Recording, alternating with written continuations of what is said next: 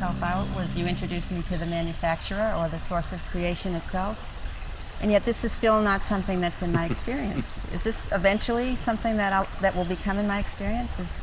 Is the source of creation something I'll actually be able to know for myself?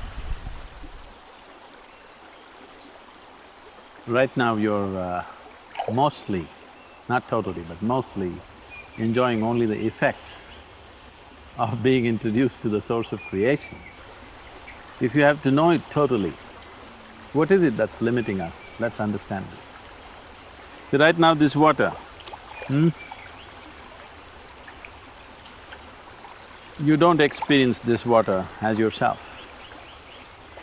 But over 70% of your body is actually water. So, in your life, the most important water body is your own body. So, this water that is within you right now was outside somewhere. Right now it's inside of you, so you experience it as myself, isn't it? So what is it that you call as myself right now is anything which is within the boundaries of your sensation, you call it myself. Now if you touch the water, that's not you, but if you drink it, it becomes you. So all that's happened is the water entered the boundaries of your sensation. So whatever is within the boundaries of your sensation is you. What is outside of your boundaries of your sensation is not you. This is your experience of life. This could have happened to you many times, it could have happened to everybody at some point in their life. When you're extremely happy, have you ever been so happy that tears came to you? If you've been happy or ecstatic in some way, if you just place your hands about 6 to 8 inches above your body, over your body, you will feel sensations right here as if the body is extended itself. Whenever your life energies become exuberant, you will see the sensory body expands. If you have not had such wonderful experiences, then I have to do something horrible to you This much I've experienced. If I cut your leg, even if your physical leg goes away, still the sensory leg will be intact, it's a medical fact today. Still the pain and sensations will still be there, even after the physical leg is gone.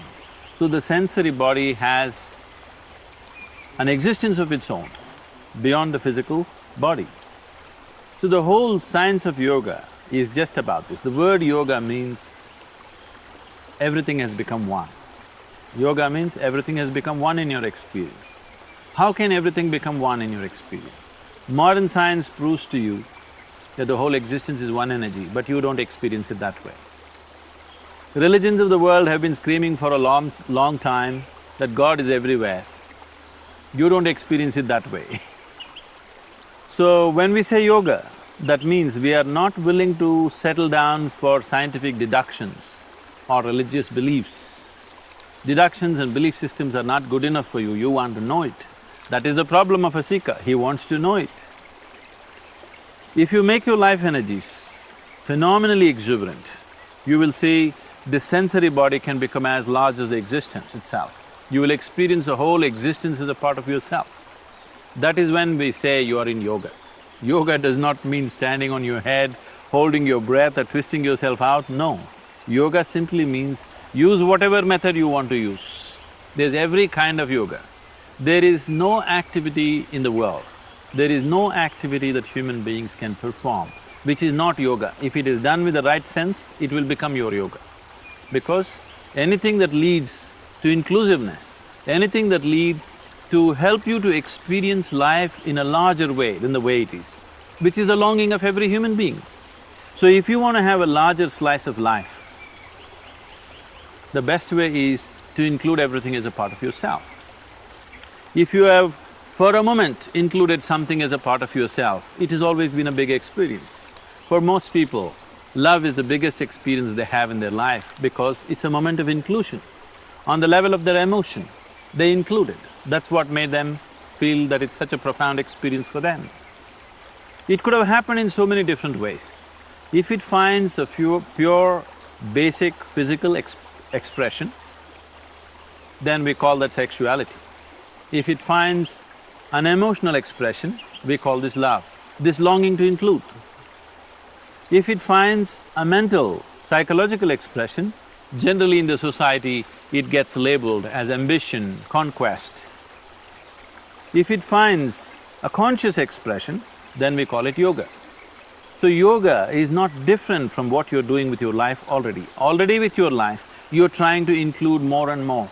But if you go by physical means, it'll only lead to conquest and conflict. So yoga means you sit here and the whole existence becomes you, not even yours, it becomes you. See, right now, what you're experiencing as myself are the things that you have gathered, isn't it? This physical body is something that you accumulated through the food that you ate. What you call as my mind is an accumulation of impressions. So what you have gathered, you're experiencing as myself. If you gather the whole existence into yourself by expanding the sensory body, then everything is yourself. Is this possible? Is this some kind of a thing for people, somebody who is living in the Himalayan cave? No. Wherever you are, it is possible within you if you keep your life energies exuberant enough. When I say exuberant enough, by doing the Shambhavi Mahamudra and other Isha Yoga practices, there have been moments in your life when you have felt something within you which is not physical, which is not of the body, which is not of the mind, another dimension which reverberated within you, which is far bigger than the mind or the body. But it's a fleeting experience. So it is just a peep. It is just a peep at the creation, or it is just a peep at the source of creation. Now you want it to be a continuous experience. If you can have a peek into something for a moment, is it difficult to open the door and look at it all the time? It is just a question of inclination and ability to hold yourself there, isn't it? So is that possible? It is possible for every human being. Every human being is equally capable of knowing the source of his existence, of knowing the nature of his existence. When it comes to outside realities, all of us may not be equally capable. When it comes to inside realities, you are as capable as I am. It has not happened because your attention is somewhere else. So does it mean to say, I have to change my whole life? No. What you do with the outside is one thing. What you do with the inside is totally different. That's why people ask me, how much of yoga should I do? I say 24 hours. You shouldn't do anything other than yoga. You should make your, running your family into yoga, going to your office into yoga, your business into yoga, your very process of breathing and every step that you take into yoga. It is not about doing something, one particular practice which is yoga. You make every aspect of your life as a stepping stone for a higher possibility. That is the essence of Isha Yoga. That is what is produce the results for you. It is not about doing a particular practice. It is just that you're beginning to use every aspect of your life as a process of growth, not as a process of entanglement. That is the essence of yoga. So, if you use your intelligence to reach towards your ultimate nature, here we call this Jnana Yoga, yoga of intelligence. If you use your emotion to reach towards your ultimate nature, we call this Bhakti Yoga, yoga of devotion and love. If you use your physical body to reach towards your ultimate nature, we call this Karma Yoga, yoga of action. If you transform your inner energies and try to reach towards your ultimate nature, we call that Kriya Yoga, yoga of transforming energies. These are the only four things you can do. It doesn't matter which religion you are, what philosophies you're following, these are the only four things you can do. You can either use your body or your mind or your emotion or your energies, there's nothing else you can use. So the problem right now is, people are trying to do any one of them. I must tell you this story. This is a wonderful story from the yogic lore. On a certain day, 4 men were walking in this forest. One of them is a Jnana Yogi, one who takes the intelligence path. Another is a Bhakti Yogi, one who is a devotee. Another is a Karma Yogi, a man of action. Another is a Kriya Yogi, who transforms his inner energies. They cannot be together usually. because they can never be together. They don't agree with anything. But today they were walking together. Why I'm saying they cannot agree with anything is, a man of intellect, one who uses and employs his intellect excessively, who thinks logically, for him, a devotee looks utterly stupid. Utterly stupid. Somebody who is trying to walk looking up at the God that he believes in sounds very, very stupid. He cannot get along with him. A devotee has pity for the man of intellect because when God is here, instead of holding his hand and walking, what is all this hair splitting he is doing? Such a waste of life. He's having more fun. A man of action thinks all these philosophies are just a concoction of lazy people. Because if you want something to happen, you got to do it. Just do it, you know. If you want really something to happen, you have to do it. So, man of action has total disdain for other people. A Kriya Yogi, one who transforms his energies, has a certain mastery over his energies, he has absolute disdain for all these three people, because after all, the whole existence is energy. If you do not transform your energy, where do you go? You can't go anywhere. Because of these attitudes, these four people cannot get together, but today they were walking together and suddenly a rainstorm broke loose. Rain and winds severely happening, so they started running looking for a shelter, and they found an old temple. The temple was in a dilapidated condition. All the walls had collapsed, only 4 columns were standing and a roof and a deity in the center. So these people ran into the temple, not in love for God, just escaping the storm. So they ran in, then the rain started lashing from every direction and there was no place to stand there, so they got closer and closer. Then there is no other way to escape the rain, they just hugged the deity and sat down, all 4 of them. God appeared. Then, in all their minds, the same question, why now? We did so much worship, so much yoga, so many things. You didn't come then, why now? Then God said, at last you 4 idiots got together. That's all that happened with you. You understand? Your mind is running away somewhere, your emotion in a different direction, your body is doing its own thing, your energies, you don't know what's happening. In that condition, it won't work. Unless you put these 4 wheels together, only then you can drive this somewhere. If the 4 wheels of your car are facing in different directions, if you try to make a journey, it'll be torturous. Then what would you choose after some time? You will choose to live in a stationary car. It's very safe actually, really, believe me. But does willingness or receptivity also come into this, or is there more to it? I mean, okay, everything's happening, the mind, the body, it's all, but there's something that still says in me, isn't there more I should be doing, or something else? Or something I'm not doing right? You must have noticed that sometimes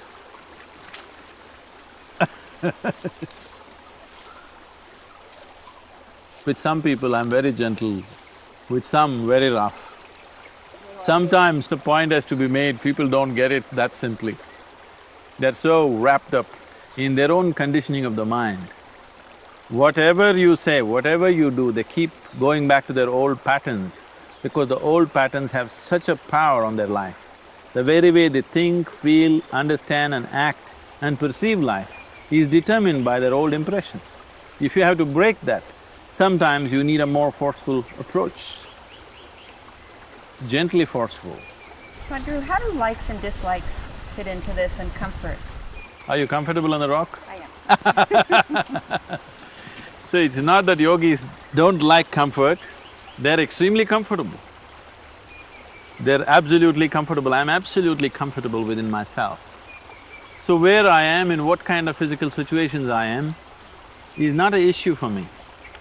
So this seeking of outside comfort, it doesn't matter what type of sofa you sit on, you can still be uncomfortable, isn't it? And it's ecologically expensive, terribly expensive. Human beings trying to be comfortable, they're just burning up the whole planet. If people were comfortable where they are, they would have only done what is needed. They wouldn't have done life in excess, isn't But it? it's a comfort zone also that seems like it kicked out, you know, like just the box was See, small. these are all terms coined by people who are never comfortable. They have formed a small niche or a cocoon of their own which they think they're comfortable in. I'm saying, if you're not comfortable in this universe, you don't have much place to stay, isn't it? Very limited. I'm asking this planet, right now your very body is a piece of this planet. Why are you not comfortable on this planet? You have to be in a particular room to be comfortable, you have to be in a particular space. That is a terrible limitation, isn't it? Nature has put sufficient limitations upon human beings. You don't have to invent new limitations. The moment you get trapped in, I like this, I don't like this, you're just dividing the world. The moment you fragment the world, your ability to experience it is gone. The moment I say, this rock is good, this rock is not good, my ability to experience what I think is not good is finished, isn't it? And my ability to experience what I think is good is also finished. See, if I think you are a good person, I will not see you the way you are, I will see you the way I like it. If I think you're a bad person, immediately I start seeing things which don't exist.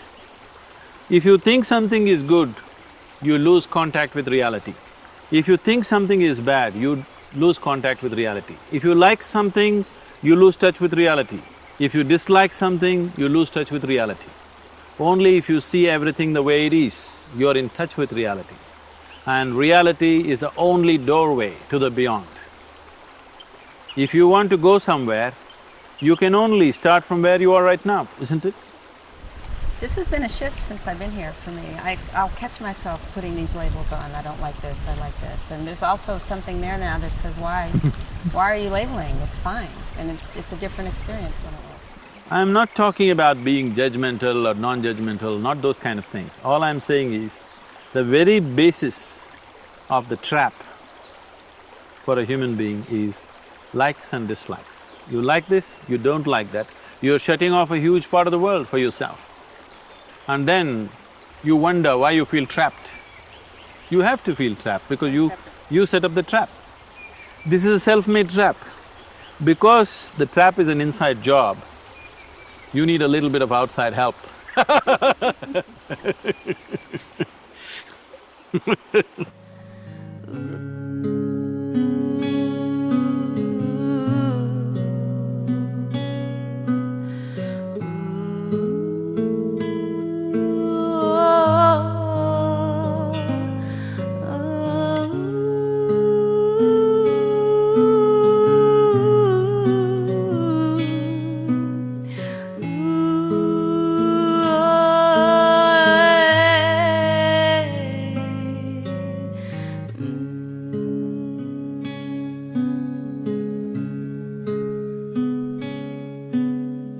Sadhguru, it amazes me and everyone I know, including my doctors, that I got this well this quickly. In fact, every 6 months they're having me take these tests to see if this is really going to last. So, what is it? I'm in better shape than I was when I was 15 years younger. Is there some way to understand what this is and what it does?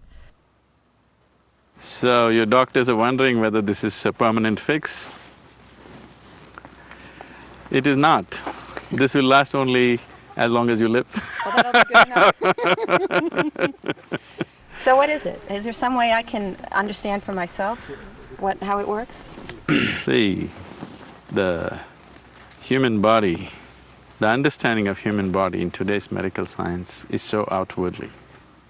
Nobody can cause health from outside, nor can you cause joy from outside, nor can you cause peace from outside. You may have external stimulants, but essentially it is happening from within. If you want to know this, first of all, we need to have some understanding of what this body is about. As there is a medical physiology, we have a whole yoga physiology. We can look at this body as 5 sheets or 5 layers of body. These 5 layers, we call them the physical body, the mental body, the energy body, the etheric body and the bliss body. So physical body is that which you can obviously see is an accumulation of the food that we have eaten. So the type of food that we have definitely has an impact on what type of body you gather. The next one is the mental body. When we say mind, we are not referring to any one particular part. Every cell in the body has its own intelligence. So there is a whole mental body. And these two are like, this is your hardware, that is your software. Your hardware and software are no good unless they're plugged into quality power. So the third layer of the body is the energy body. The first three, the physical, the mental and the energy body, are physical in nature. They're just getting subtler, but they're still physical in nature. The fifth layer of the body, which is referred to as the bliss body, is totally non-physical. And the fourth, which is known as the etheric body, the nearest word, we call this Vijnanamaya Kosha, the nearest word or the common word that is used is etheric, it doesn't describe that. This means it's a transitory nature, from physical to non-physical. The fifth dimension is totally non-physical. Anything that is non-physical cannot be described or defined. You can define and describe only that which is physical. So we are talking about the fifth layer of the body in terms of our experience. Whenever we are in touch with it, we feel blissful. So we are referring to it as bliss. It is like if a child touches something and if it feels hot, he won't call this by its name, he says, that's hot. Just like that, due to lack of words to describe or because of the impossibility of describing a non-physical dimension, we are talking about it in terms of our experience. So we refer to it as bliss because whenever we are in touch with it, we become blissful. Now to be in touch with this, being blissful by your own nature, if this has to happen, the first three dimensions, the physical, the mental and the energy body has to be properly aligned. If you align this, you find access to the deeper core of who you are. Apart from that, if you keep your energy body in full vibrance and in proper balance, there can be no ailment either in your physical or your mental bodies. All physiological and psychological ailments can be gotten rid of if you get your energy body to full reverberance and proper balance. When I say ailments, I am talking about only chronic ailments. Infectious diseases if you get, you have to go to the doctor and get it treated because infection is an invasion from outside. But the rest of the ailments are caused from within. Why is your own body causing an ailment for you? Because the whole body, every cell in the body is programmed to create health and well-being for you. Why is it working against you? It is working against you because something is skewed, something is out of balance. If you create the necessary balance and reverberance in the energy body, the physical and mental bodies get naturally fixed. That's exactly what's happened to you. I told you 3 months, because I saw the depth of the damage that's happened, I said 3 months. For somebody else, I may 6 months. Someone else, I may say 2 years. For someone else, I may say 2 days, depending upon what is the level of damage that's happened to the system. Sadhguru, what about stress? I feel like it's stress that really took a toll on my life, and in America, we're all trying to manage it. We're doing everything we can not to have it. We jog, we get massages, we exercise like crazy. If that doesn't work, half the people, 40% of the people, I think, are taking antidepressants. At least 40% of the people I know are admittedly taking antidepressants. So how does that play into? First, when I came to United States, wherever I went, I heard people talking about stress management. I couldn't get it because in my understanding, we only manage things which are precious to us, which are valuable to us. We manage our families, our money, our property, our businesses. We manage whatever is valuable for us. Why would anybody manage stress? It took me a while to understand that people have made a conclusion that stress is a part of their life. Stress is not a part of your life. It is not your lifestyle, it is not your work, it is not your family, it is not the situations in which you exist which is causing stress to you. It is your inability to manage your system, your lack of understanding of how this system functions, your inability to use the system the way it should be used, which is causing stress. People can be stressful in any kind of situation. It is not about this job or that job. It is not about this kind of situation or that kind of situation. People are capable of being stressful just for about anything. Now we are not looking at how to manage stress. We are not looking at how to put it down, how to keep it under the surface. I am talking about how not to create it, because stress is your creation. If you do a simple process of yoga with full depth and dimension of what it is, not the physicality of it, as it is generally practiced today, especially in the West, but it's beginning to become a worldwide phenomena, that people are beginning to practice yoga just as a physical thing or a mental thing. It is neither physical nor mental. It has got something to do with the core of your life.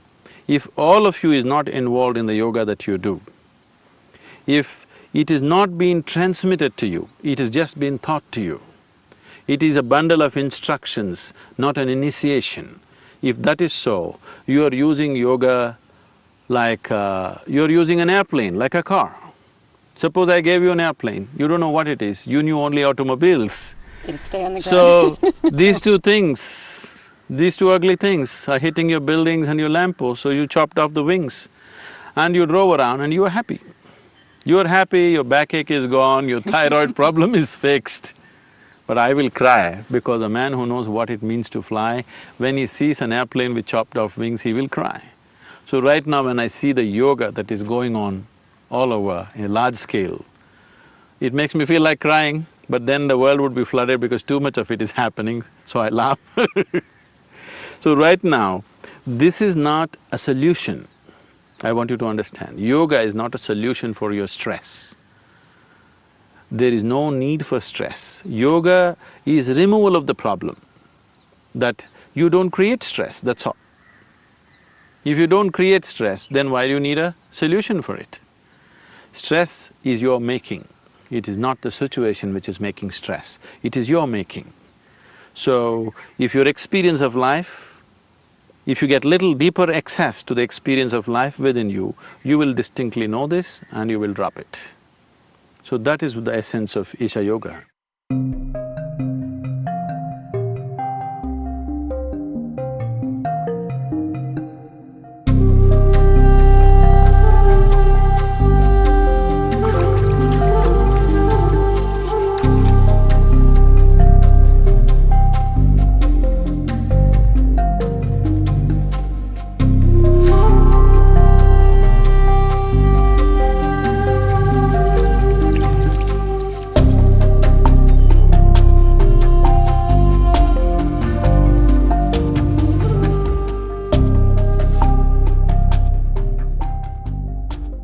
Sadhguru, a lot of the spiritual traditions talk about the moment of death as the most significant moment of your life. Is there something to that? Is that really true?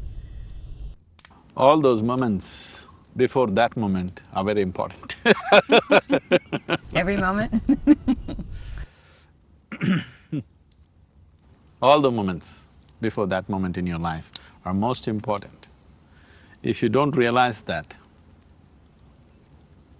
it is like people trying to catch the final moment of their life. You can't.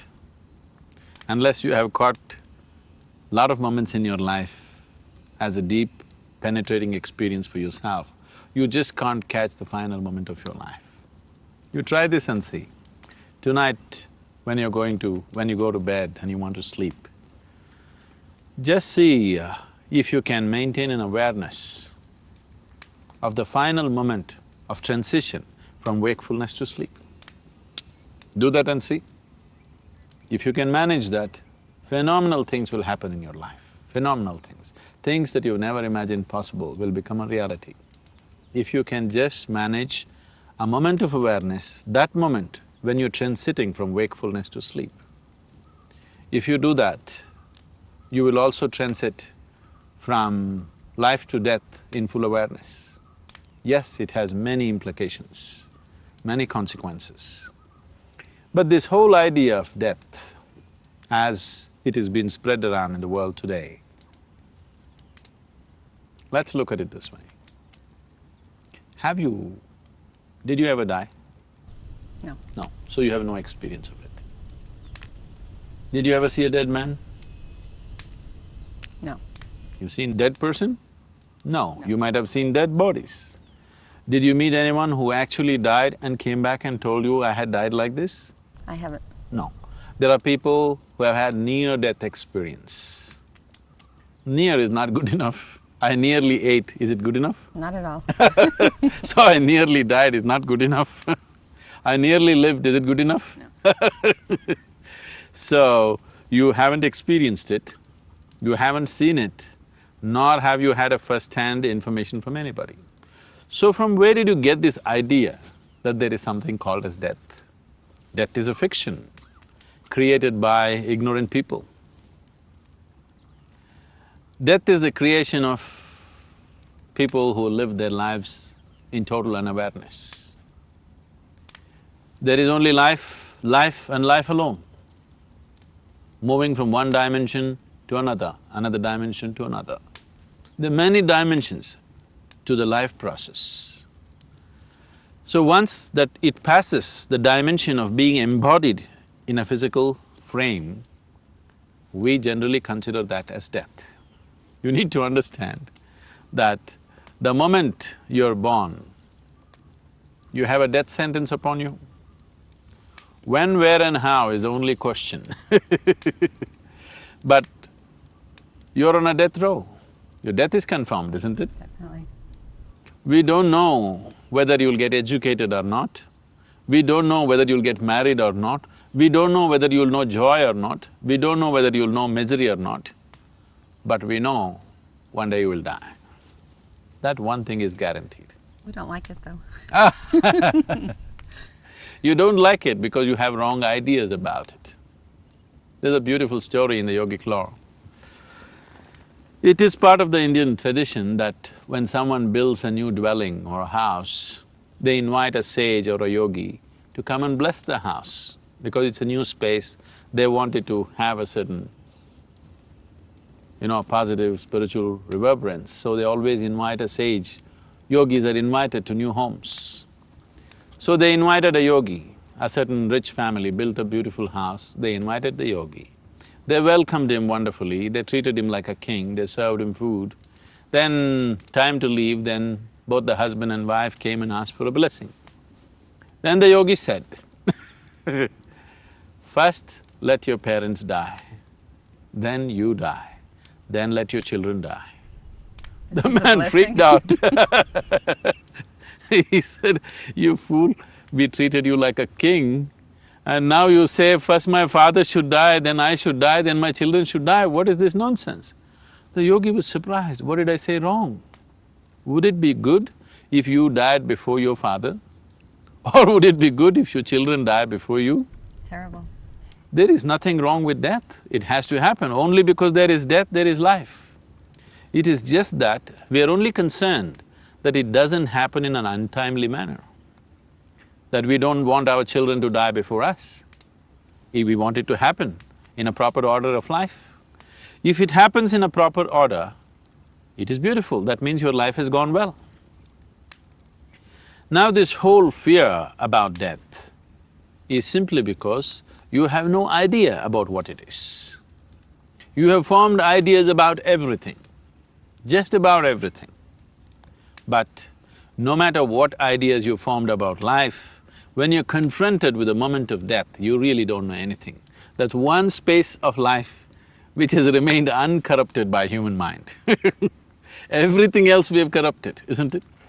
Whatever was supposed to be sacred, all these things are hugely corrupted by human mind. Human minds have corrupted love, relationships, God, divinity, everything. They have corrupted it and twisted it out whichever way they want. Death is one thing that they're still clueless about. Though a lot of people would like to talk authoritatively about it, they know they're going to go to heaven, they're dead sure about it. If they're so sure, I don't see what they're waiting for. No, they're trying not to go very soon. They're doing everything not to go to heaven, why? If you're so sure you're going to a wonderful place, better place than this, you must hurry up. Because you're not sure, you talk. but you're not sure 100% where you will go, what will happen to you. Just to solace yourself, just to psychologically be able to handle life, you create all these things. But essentially, the very idea of death has come to you because people have been talking about it without knowing about it. Otherwise, if your societies did not speak about it, you would just know your present existence, the way you are right now, is not permanent. That you would know, but you wouldn't have any other ideas about it. Even now you don't have, you imagine that you have. But there's so much attachment to this. My father's 89, he's telling me, you know, he wants to live the next day and the next day, just one more sunset, one more sunset. He said, you know, I lived a full life, it just came so quick, I just don't want it to end yet, you know? So it's, you don't want to have that thing we don't know happen. This we know. See, that's because your whole life, you're only living in your mind, not in this world. You're only thinking about life, you're not experiencing life. Just look back and see, in the last 24 hours, how many moments have you truly experienced the way they are? You're only thinking about it. So, you are a psychological existence, you are not an existential existence. Whatever happens in your mind is irrelevant because you can make anything happen. You can imagine anything and think it is true. What happens in your mind, what you think and feel, has nothing to do with the reality of life. But right now, humanity has invested so much towards what they think and feel. They've made it so important, obviously they will miss life. What this essentially means is, your own petty creation that you create in your mind has become so important for you that you are missing the magnificent creation of the Creator. You missed it all. Now at 89 you want to watch a sunset, nothing wrong, at least now you're aware of it, I'm glad. But why did you miss it for so many years? Because you're too busy with your own petty creation in your mind, isn't it? This body is just a piece of this earth. It has popped up from this earth and it'll go back to this earth. Right now you're sitting here. Before you and me came here on this planet, countless number of people have walked this planet, isn't it? Where are they? All topsoil. This one will also be topsoil unless someone buries you real deep, fearing that you may rise from the dead. So, this body right now is a debt that you have taken from the planet. It's a loan from the planet. Let's say I give you $1 million loan today. I won't, I'm just telling you. Why not? And in 10 years' time, you made this 1 million into 100 million. And after 10 years, if I come looking for you, what would you do with me? I'd give you $1 million back. You would welcome me, you would welcome me. I'm your dear friend, isn't it? Yes. You would welcome me gladly and give back my million and maybe give me an extra million and send me. Suppose I gave you 1 million today and in 10 years' time you squandered it completely and you lost everything. And if I come looking for you, what do? I'd Terror. hope you die first. Terror. When a debtor comes, it's worse than death for most people, isn't it? Yes. So this is just the same. This is a loan from the planet. If you have done something truly wonderful out of it, when the moment to pay back the loan comes, you would give it back joyfully. If you have done something truly significant and wonderful things out of it. Otherwise, when the moment to pay back the loan comes, you will shiver in your pants. So, how you die in many ways indicative of how you have lived within yourself. It's in that context they might have said the significance of the last moment. And the last moment is significant because if you can maintain awareness at that moment, the quality of that moment endures beyond that. You can try this with your sleep. Tonight when you go to sleep, create a very loving atmosphere within yourself. Really be conscious and loving and fall asleep that way with a big smile on your face. you will see that quality will perpetuate through the night. When you wake up in the morning, you will see that quality radiating out of you. So, Eastern cultures have always made this happen, that you must sleep in a particular way, you must wake up in a particular way. For all this, they've fixed particular methods as to how to do it. Yoga and spiritual processes have specific ways of how to go to bed, how to wake up in the morning. This is why. Because it will perpetuate through. When that moment of transition is of a certain quality, naturally that quality endures.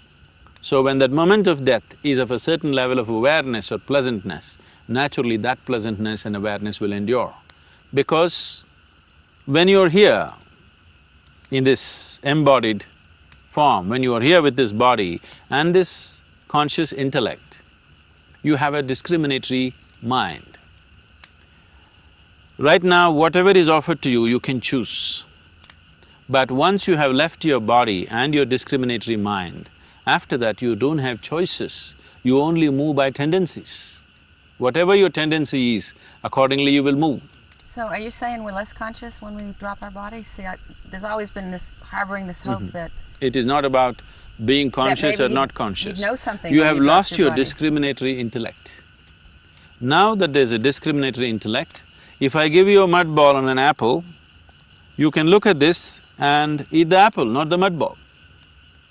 But once you don't have a discriminatory intellect, you go according to your tendencies.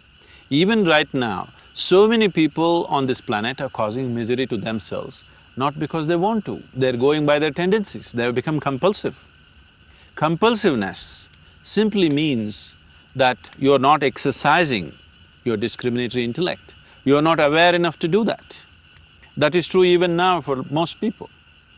If people were exercising their discriminatory capabilities, if they were aware enough to do that, would you choose misery or joy? Never, never choose misery, always You would choose never joy. choose misery, isn't it? Nobody would be miserable on the planet then, if they exercise the discriminatory quality of their intellect. So that final moment, if you create a certain tendency of pleasantness, then beyond, what is beyond the body, that transition will be very pleasant. It's based on this. When a person is dying, when a person is near death, generally in almost every culture this awareness is there to some extent, that at that time, that's not the time for anger, that's not the time for, remorse, that's not the time for hatred. All those things you drop and do the best that you can do to create a pleasant atmosphere around him. It once happened, there were two sisters who had a feud between them. And they had not spoken to each other for 35 years. Wow. So, this is Matilda and Lucia. Matilda, at the age of 87, was about to die. She was on her deathbed. Then Lucia came to see her. Matilda looked at her and said, "Okay, I'm going to die. So if I die, all that I hold against you is forgiven. But just in case if I make it, it's all the way… just the way it was." Everything is just the way it was. You better know that. So we waste life and try to make use of death, you cannot do that. If you maintain a certain level of awareness right through your life, the moment of passing also can happen in your awareness. You live a life of unawareness and you expect that moment to be aware. Such things don't happen to people. Sadhguru, is there such a thing as immortality?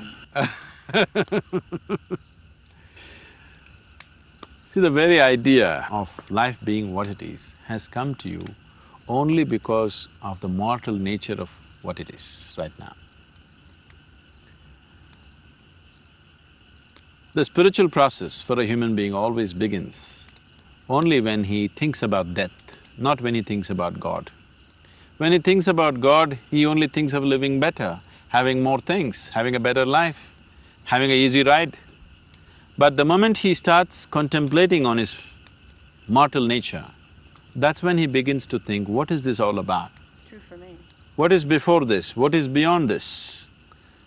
So, mortality or mortal nature of life is not a curse, it's a blessing.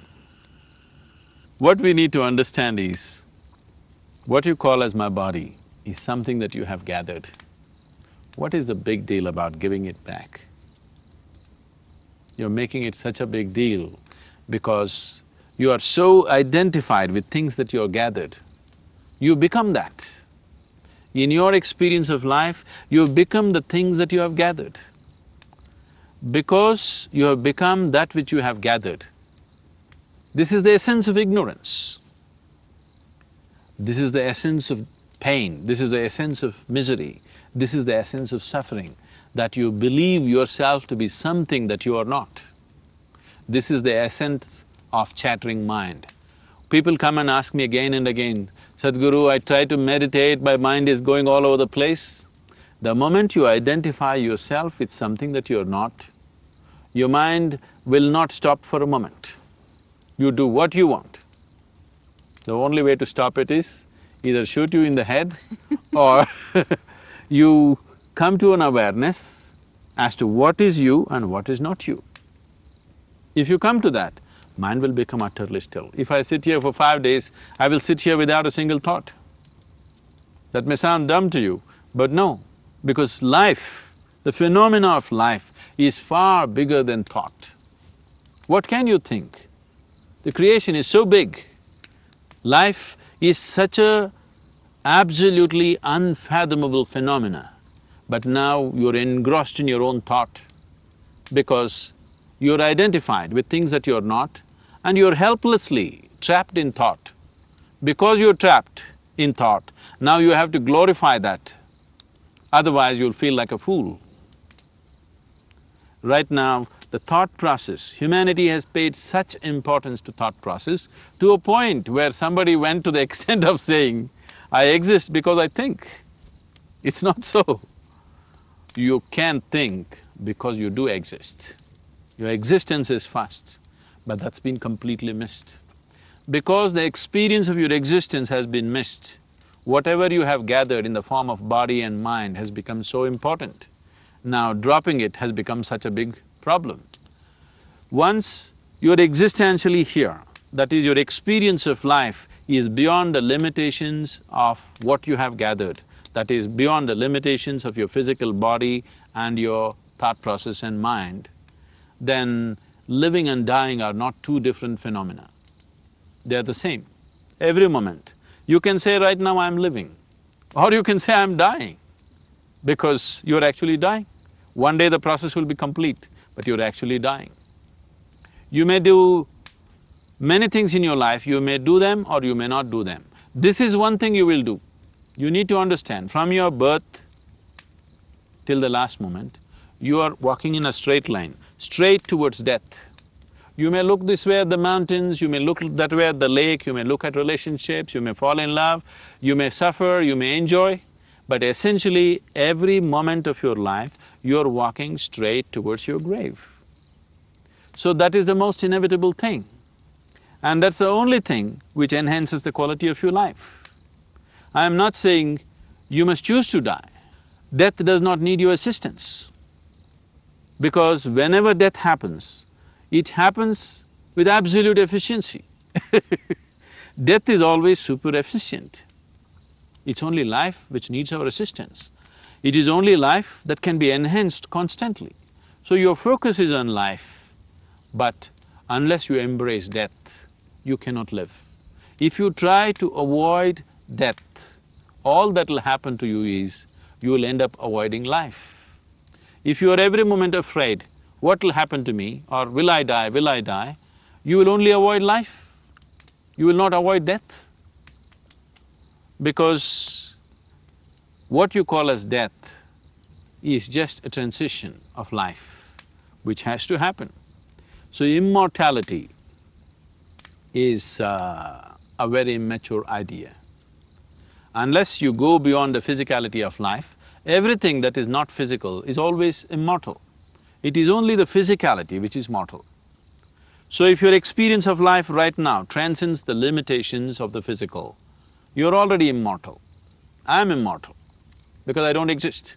I am immortal because I am not identified with my physical body. I enjoy my body, I use my body, but I'm constantly aware that it is only an accumulation. Any day I have to drop it. So this is immortality. In awareness, you're immortal. Only in unawareness, you are mortal. Sadhguru, there's so many choices that we have about our life. More choices I'm seeing, the more aware I get. Can it also get to a point where we have choices about our death, how we die, or is there any way that we have some kind of choice? We need to understand this. Everything that you can experience is life. What you call as death also is life. So if there are choices about death, they're definitely… what you're referring to as death is just the last moment of life. So that final moment when you transcend the limitations of your physical body, that happens only once in your lifetime. Almost everything in your life may happen many times over, but this one thing happens only once in your lifetime. And it's the last thing that you do. The last thing that you do in your life is death. So I want you to understand death as life, not something else. So this is the last act of your life. Is it not important that you choose to make it happen gracefully and wonderfully? Is it not very important? Very important. If you are fearful of it, if you're ignorant of the ways of life and you create resistance towards it, naturally you will miss that possibility. Spiritual process. People on the spiritual path choose the time, date and place of their death. The yogi always wants to know the time and date of his death ahead of time. He fixes it many years ahead. He says, on this day, at this time, I will leave. And he leaves because he has created the necessary awareness within himself to live consciously. Leaving this body consciously, without damaging this body, like you take off your clothes and walk away, like that you take off your body and walk away. If you can do that, that is the ultimate possibility in your life. Once you have gained this much awareness to know where you as a being and this physical body which you gathered, where it's connected, where is the connection, what is the hold? Once you know this, if your awareness has grown to such a point, then you can disentangle yourself whenever the moment is right for you. So is this suicide? Definitely not. Suicide happens out of frustration, out of anger, out of fear, out of inability to bear with suffering. This is neither suicide nor euthanasia. This is about being so aware that when the life has completed its complete cycle, you know that it has completed that and you walk out of it. You walk out of this. And this is not death either. This is known as samadhi, where a human being has developed sufficient awareness within himself where he can separate himself from the physicality that he has gathered and as to who he is. So in that level of awareness, one can live. If such a level of awareness, if you do not attain, at least you can make that last moment very graceful, pleasant and joyful and blissful for yourself, if you manage certain things. So when we say a spiritual process, we are not just helping people to live well. I also help people to die well. Helping people to die well does not mean we will assist them to die as euthanasia enthusiasts are talking about. Not in that sense. Helping people to die means that moment of passing from physicality to beyond, from being embodied to being disembodied, it is very important it has to happen in utmost awareness and grace. So we can create that moment for every human being, if that human being is willing to cooperate and willing to pay some attention to himself now. So if one wants to exercise this choice, certain amount of preparation is needed. As I said earlier, if you can manage this, if you can every day practice this, that you move from your wakefulness to sleep in awareness, if you manage that, this last moment of passing from life to death will happen absolutely gracefully for you. There are other methods also. In India, always people choose, traditionally people choose not to die with their loved ones. Because if you die among your family, so many emotions will come, naturally you'll try to cling to life. You will not allow it to happen gracefully. So people travel to faraway places which are considered spiritually vibrant and they want to shed their body in that space. This has been traditionally so. Even today, thousands of people still do this. This may be completely unthinkable in the West because they want to die in the comfort of their family. That is not a wise thing. It is truly wise for a person to choose a space which is spiritually conducive, which is vibrant in a certain way, and he lives there with as much grace as possible. If you lived your life with grace, it becomes extremely important that you die with grace. Sadhguru, I really want to leave by my choice. Is this in the realm of possibility for somebody like me who comes here so identified? Is it still? It definitely is for you. Definitely is for you.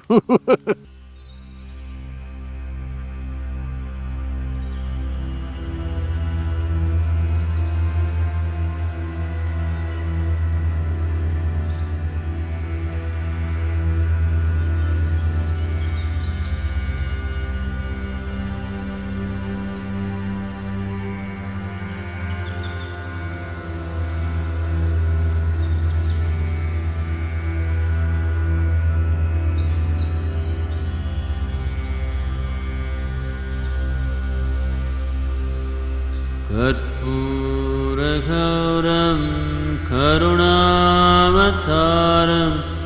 संसारसारं भुजगेन्द्रहारं सदा वसन्तं हृदयारविन्दे भवं भवानी सहितं नमामि। कर्पूरगौरं करुणावतारं संसारसारं भुजगेन्द्रहारं सदा वसन्तं हृदयारविन्दे भवं भवानी सहितं नमामि। कर्पूरगौरं करुणावतारं संसारसारं भुजगेन्द्रहारं सदा वसन्तं हृदयारविन्दे भवं भवानी सहितं नमामि। कर्पूरगौरं करुणावतारं संसारसारं भुजगेन्द्रहारं सदा वसन्तं हृदयारविन्दे भवं भवानी सहितं नमामि।